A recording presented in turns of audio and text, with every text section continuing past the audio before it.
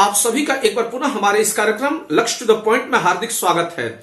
आज का दिन कितना महत्वपूर्ण है आप समझ तो गए होंगे ही। जी हाँ, आज हमारे भगवान राम अयोध्या में विराज चुके हैं।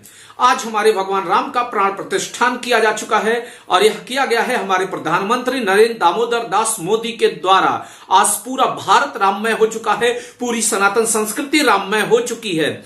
किंतु जानते हैं कि आज जो यह कार्यक्रम आयोजित हुआ वह मंदिर तथा राम मूर्ति से जुड़े कई ऐसे महत्वपूर्ण बिंदु हैं जो कि परीक्षा उपयोगी हैं और उन्हें आगामी परीक्षाओं में पूछा जा सकता है या आने वाले एग्जाम्स में पूछा जा सकता है। तो हो जाए तैयार राम मंदिर से जुड़े हुए महत्वपूर्ण तथ्यों को जानने के लिए। और इसको जानने के बाद उम्मीद करता हूं कि भगवान राम आपको जल्दी ही सफलता जरूर दिलाएंगे और आपकी कुटिया के दिन फिर से लौट आएंगे।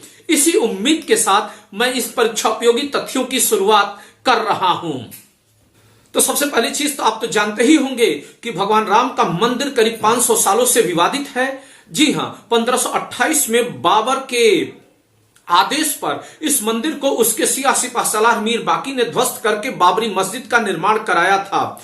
उसके बाद करीब 300-400 सालों तक निरंतर यह जगह विवादित रही और उसके बाद अंतिम में जाकर के करीब 500 साल के बाद इसका फैसला हो करके आया है कि यह हिंदुओं की जमीन है और इस जमीन को राम के निवास के लिए दिया जाना चाहिए। और यह फैसला आया 9 नवंबर 2019 को करीब 1045 पेजों की रिपोर्ट में सुप्रीम कोर्ट ने फैसला हिंदुओं के पक्ष में सुनाया, राम मंदिर के पक्ष में सुनाया या राम लला विराजमान समिति के पक्ष में सुनाया। और इसके बाद से ही यह राम मंदिर निर्माण का कार्यक्रम चालू हुआ जो आज जा करके लगभग पूर्ण हो चुका है। तब जाहिर सी बात है इससे जुड़े हुए प्रश्न एग्जाम में जरूर पूछे जाएंगे।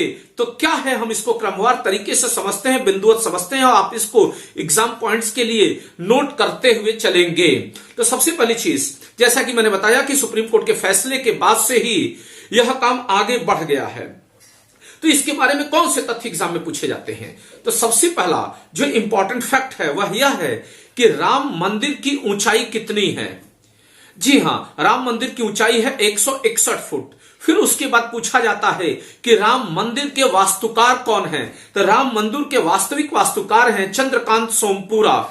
ध्यान रखेंगे, अक्सर आप यहां पे एग्जाम में फंस सकते हैं क्योंकि भगवान राम की मूर्ति के वास्तुकार और राम मंदिर के वास्तुकार में अंतर है।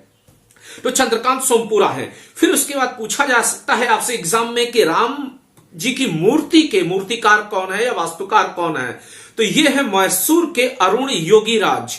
जी हां, यह 41 वर्षीय युवक हैं और इन्होंने ही भगवान राम की मूर्ति को तराशा है। तो दोनों में अंतर है, चंद्रकांत सोमपुरा और अरुण योगीराज में। फिर इसके बाद अगला क्वेश्चन पूछा जा सकता है कि भगवान राम की मूर्ति जिस पत्थर से बनाई गई है वह मूर्ति कहां से आई है? तो जी हां, भगवान राम की मूर्ति जिस पत्थर से बनी है वह कर्नाटका से मंगाई गई है। किंतु अगला प्रश्न यह हो सकता है कि राम मंदिर जिससे बना हुआ है वे पत्थर कहां से आए हैं? तो जी, वे पत्थर आए हैं मकराना से। फिर उसके बाद अगला जो इंपॉर्टेंट क्वेश्चन आ रहा है कि जब भगवान राम के मंदिर के बनने का कार्यक्रम कब आरंभ हुआ था? तो इसका आरंभ हो गया था 2020 में ही और 5 अगस्त 2020 को हमारे प्रधानमंत्री नरेंद्र मोदी ने इसका शिलान्यास कर दिया था।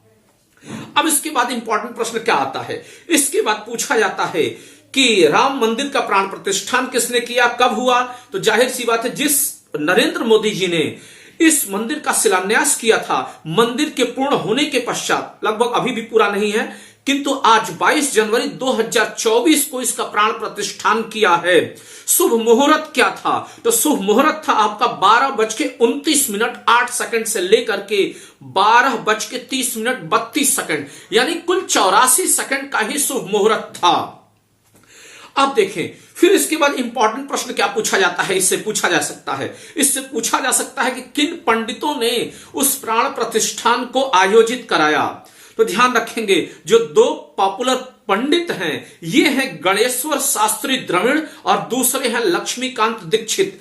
जी हां, ये 2 पंडितों के नाम आपको याद होने चाहिए। लक्ष्मीकांत दीक्षित के तो नाम आपको हर हाल में याद होना चाहिए क्योंकि ये लक्ष्मीकांत दीक्षित के पूर्वज ही जो कि गंगा भट्ट के नाम से जाने जाते थे और 17वीं शताब्दी में छत्रपति शिवाजी का प्राण प्रतिष्ठा, उनका राज्याभिषेक किए थे। तो जिन्होंने उनका राज्याभिषेक किया, शिवाजी का राज्याभिषेक किया, उसी के वंशावली में जन्मे लक्ष्मीकांत दीक्षित उनकी 14वीं या 17वीं पीढ़ी से हैं।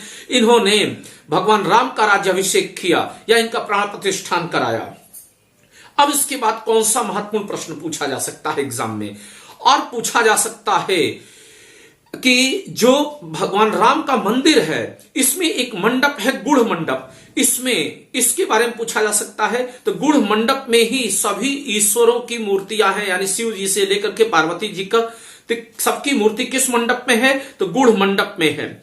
और ध्यान रखेंगे इस, और क्या पूछा जा सकता है कि यही जो पूजा पद्धति चल रही थी, आज का कार्यक्रम चल रहा था, वह शुभ मुहूर्त कौन सा था, तो जी हां, वह शुभ मुहूर्त था अभिजीत मुहूर्त और नक्षत्र था मृगशिरा नक्षत्र। तो इतना तथ्य आप समझ गए होंगे। इसके बाद से अब और भी कई सारे एग्जामिनेशन फैक्ट हैं, ये इसलिए मैंने बोल लिया, आपको लग रहा होगा कि शायद क्या ये भी पूछा जा सकता है, कुछ नहीं कह सकते हैं आने वाले एग्जाम्स को लेकर के, क्योंकि अनप्रिडिक्टेड पेपर बन रहे हैं। तो नक्षत्र मृगशिरा और मुहूर्त अभिजीत याद होना चाहिए। अब ध्यान रखें क्या और इंपॉर्टेंट क्वेश्चन है इससे, तो और इंपॉर्टेंट प्रश्न है कि राम मंदिर कुल कितने क्षेत्र में फैला हुआ है। तो शुरुआती दौर में ये 71 एकड़ जमीन अलॉट थी इसके लिए, किंतु अब यह जमीन 2021 के बाद से 107 एकड़ की कर दी गई है। तो राम मंदिर 107 एकड़ में फैला हुआ है। फिर उसके बाद पूछा जा सकता है कि मुख्यमंत्री यानी कि जहां भगवान राम विराजमान होंगे, या यूं कहा जाए जो उनका गर्भ स्थल है, उस जमीन का क्षेत्रफल कितना है, तो उस जमीन का क्षेत्रफल है 2.77 एकड़। फिर अगली स्थिति में पूछा जा सकता है कि राम मंदिर को बनाने में कुल लागत कितनी आई है, तो करीब करीब कुल लागत आई है 1800 एकड़ की। फिर उसके बाद पूछा जा सकता है कि राम मंदिर का निर्माण किस कंपनी ने किया है, तो इसका निर्माण किया है लार्सन एंड ट्यूब्रो कंपनी ने। फिर अगला क्वेश्चन है कि मंदिर में आयोजित लोगों की संख्या कितनी थी, तो 8000 लोगों को आमंत्रण प्राप्त हुआ था यहां आने के लिए। अगली चीज, राम जी के मुकुट में सबसे ऊपर किस ईश्वर की मूर्ति है या किस ईश्वर का सिंबल बना हुआ है, तो सूर्य भगवान का सिंबल बना हुआ है, क्योंकि भगवान राम सूर्यवंशी थे। इसके अलावा अगला जो प्रश्न आ रहा है वह यह है कि मंदिर के दरवाजे की लकड़ियां कहां से मंगाई गई हैं, तो मंदिर के दरवाजे की लकड़ियां वलाड़ से मंगाई गई हैं। ध्यान रखेंगे, अब मूर्ति कहां से मंगाई गई थी, कर्नाटका से मंगाई गई थी। वास्तुकार कौन थे इसके, तो अरुण योगीराज, जो कि मैसूर के रहने वाले हैं, 41 वर्षीय हैं। इन्होंने, इनकी फोटो आपके रखा ही हुआ है, देखा ही आपने। अब अगला क्वेश्चन जो इसमें से निकल करके आ रहा है वो ये है कि अगली चीज कि इसमें कुछ और मूर्तियां हैं जिनको लेकर के अलग अलग मूर्तिकारों ने बनाया है, उनसे भी प्रश्न पूछे जा सकते हैं। जैसे उदाहरण के तौर पे गरुड़ की मूर्ति, हनुमान जी की मूर्ति की स्थापना वहां पर किस मूर्तिकार ने किया या उनको डिजाइन किस मूर्तिकार ने किया, तो ये मूर्तिकार हैं सत्यानंद पांडे, ये जयपुर के रहने वाले हैं। ध्यान रखेंगे, अब यहां पे कुल मिलाकर के 3 नाम आपने सुन लिया, एक चंद्रकांत सोमपुरा जो कि मंदिर के वास्तुकार हैं, एक मूर्ति के वास्तुकार अरुण योगीराज को, और तीसरा गरुड़ हनुमान जी, और गरुड़ और हनुमान जी की मूर्ति जिन्होंने बनाया उनका नाम सत्यानंद पांडे है। फिर इसके बाद अगली चीज कि लकड़ियों और दरवाजे पर, बहुत ही इंपॉर्टेंट क्वेश्चन है, लकड़ियों और दरवाजे पर नक्काशी का कार्य किसने किया है, तो जी हां, यह कार्य सौंपा गया था आंध्र प्रदेश की एक कंपनी है अनुराधा टिम्बर्स। ये बड़ी कंपनी नहीं है, छोटी सी दुकान है, आप तस्वीर देख सकते हैं। अनुराधा टिम्बर्स को सौंपा गया था, यानी जो भी खिड़कियों और दरवाजों पर नक्काशियां बनी हुई हैं बड़ी ही आकर्षक हैं, और उसको इसी कंपनी ने बनाया है, जिसके मजदूर ज्यादातर तमिलनाडु के रहने वाले थे। फिर उसके बाद इससे जुड़ा हुआ महत्वपूर्ण प्रश्न क्या पूछा जा सकता है, अगला महत्वपूर्ण प्रश्न है कि जो भगवान राम की मूर्ति को कपड़ा ओढ़ाया गया है या कपड़े से ढका गया है, उनकी सेवा में लाया गया है, पहनाया गया है, उस कपड़े को डिजाइन किसने किया है, तो जी हां, उस कपड़े को तैयार किया है दिल्ली के रहने वाले मनीष त्रिपाठी ने। और तैयार किया कहां है, तो वही मंदिर परिसर में रह करके किया है उसकी तैयारी। फिर अगला और अंतिम प्रश्न आपसे पूछा जा सकता है कि भगवान राम के मंदिर में जो जटायु का निर्माण है, जटायु की भी मूर्ति है, और उसको किसने निर्मित किया है, तो इसका निर्माण किया है रामवंश सुतार ने।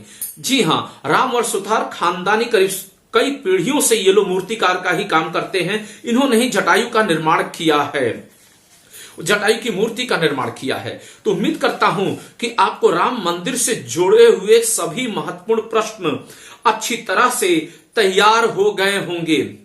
अब देखिए जरा सा कि प्रधानमंत्री जब हम जा रहे थे भगवान राम के प्राण प्रतिष्ठान में या उनके प्राण प्रतिष्ठान का नेतृत्व करने, तो उस वक्त उन्होंने कुल लगभग 34 सीढ़ियां चढ़ी थी और सिंह द्वार से होते हुए गए।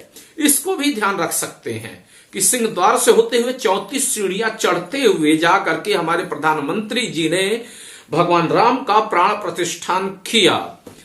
और अब उम्मीद करता हूं कि भारत में राम राज्य की वापसी होगी, हर गरीब की झोपड़ी खुशियों से भरी हुई होगी, या सबके घर में खुशियां आएंगी, और जो देश की संपत्ति का लगभग एक बड़ा हिस्सा 8% अमीरों के जेब में बंद है और देश जो गरीबी और भुखमरी में 111वें स्थान पर है, मोदी जी के प्रयासों से उन पूंजीपतियों से संपत्ति काफी हद तक टैक्स के रूप में वसूली जाएगी, और जो इस देश की जनता की संपत्ति रही है इस देश की जनता को लौटाई जाएगी, ताकि देश भुखमरी इंडेक्स में जो उसकी स्थिति है उसमें सुधार आ सके और वास्तव में भारत में राम राज्य की जो संकल्पना है गांधी की, जो आचार्य मनु की या अयोध्या वासियों की या हम भारतवासियों की, यह सब साकार हो सके। आपके भी घर में